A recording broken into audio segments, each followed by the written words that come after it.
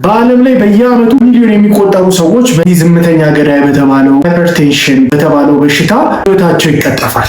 አብዛኛው ሰው በሽታው እንኳን እንዳለበት ሳያውቅ ዓመታት አብሮት ይኖራል። ለዚህ ነው የሕክምና ባለሙያዎች ዝምተኛው ገዳይ ወይም ደግሞ ሳይለንት ኪለር የሚሉት። ዛሬ በዚህ ቪዲዮ ሃይፐርቴንሽን ወይም ደግሞ ግፊት ዝምተኛ ገዳይ ለምን እንደተባለ እናያለን። እንዲሁም እንዴት መከላከል እንዳለብን እንነጋገራለን። ለዚህ ቻናል አዲስ ከሆናችሁ ሰብስክራይብ በማድረግ እንድትጀምሩ እላችኋለሁ። የደም ግፊት ምንድን ነው?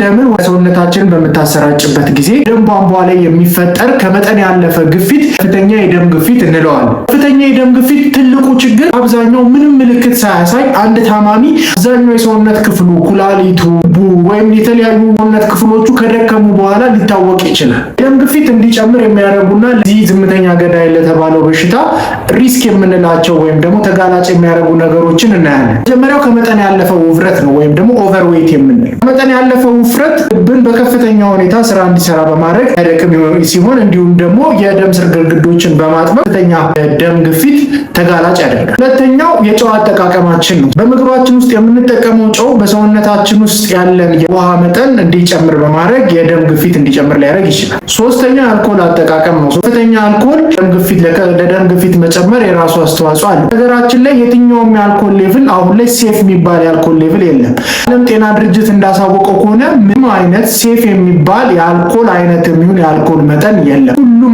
ሁሉም አይነት አልኮል አደጋ አለው። ደም ግፊት ለረጅም ጊዜ ሳይታወቅ ከቆየ ከሚያጠቃቸው ክፍሎች መካከል በዋነኝነት ልብ በሽታና የልብ መድከም ያመጣል። ሁለተኛነት የኩላሊት ህመም፣ የኩላሊት ፌል ማድረግን ሊያመጣ ይችላል። እንዲሁም ደግሞ አንጎል የሚሄዱ የደም ስሮች ግፊት የተነሳ በመፈንዳት ስትሮክ ህመም ሊከሰት ይችላል። ስለዚህ መፍትሄው ምንድን ነው? ራሳችንን እንዴት ልንከላከል እንችላለን? መጀመሪያው የደም ግፊትን በየጊዜው መለካት። ይህ ማለት በአመት 2 ጊዜ በመንፈቅ በየ6 ወሩ ወይ በየአመቱ ህመም ኖረብንም አልኖረብንም ለካትን ባህል ማድረግ ያስፈልጋል። ሁለተኛው የምግብ ስርዓትን ማስተካከል፣ የጨው መጠንን መቀነስ፣ የስብ መጠንን መቀነስ፣ በምትኩ ደግሞ አትክልትና ፍራፍሬን ማዘውተር የተሻለ ነው።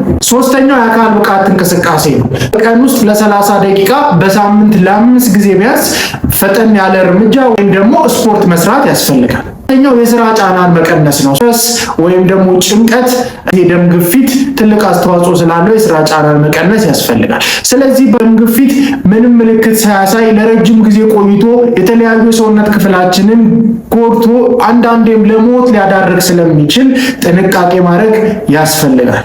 እንደተነጋገርነው ጥንቃቄ ከምናደርግባቸው አትሊስት ማድረግ ከምንችላቸው ነገሮች መካከል የመጀመሪያው ደም ግፊትን መለካት ነው። ሁለተኛው የምግብ ስርዓትን ማስተካከል ነው። ሶስተኛው የአካል ብቃት እንቅስቃሴ ነው። አራተኛው በተቻለ መጠን ስትረስ ወይም ደግሞ ጭንቀትን መቀነስ ነው። ሌላው ለመከራችሁ የምፈልገው በተለይ የደም ግፊት ታማሚ ሆናችሁ መድኃኒት እየወሰዳችሁ ያላችሁ አባቶች፣ እናቶች፣ ወጣቶች አንድ ነገር ልምከራችሁ። በየቦታው ደም ግፊትን እንፈውሳለን በሚል የተሳሳተ መረጃ መድኃኒት እያስቆሟችሁ ነገር ግን ከፍተኛ አደጋ ሲደርስባችሁ ተጠያቂነት በሌለበት መንገድ ብዙ አደጋ እየደረሰ ነው። መድኃኒታችሁን በፍጹም አታቋርጡ።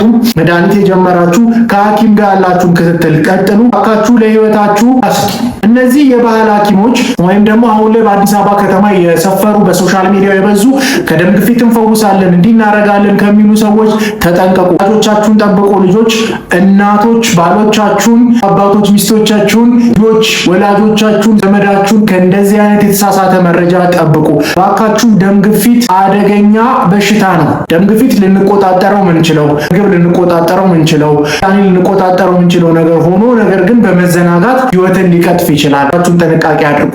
ይህ መረጃ ለብዙዎች ሊጠቅም ስለሚችል መረጃ ሼር በማድረግ እንዲህ ደግሞ ለዚህ ቻናል አዲስ ናችሁ ሰብስክራይብ በማድረግ ዩቲዩብ ቻናል ልትቀላቀሉ ቤተሰብ እንድትሆኑ ላለው ሰላም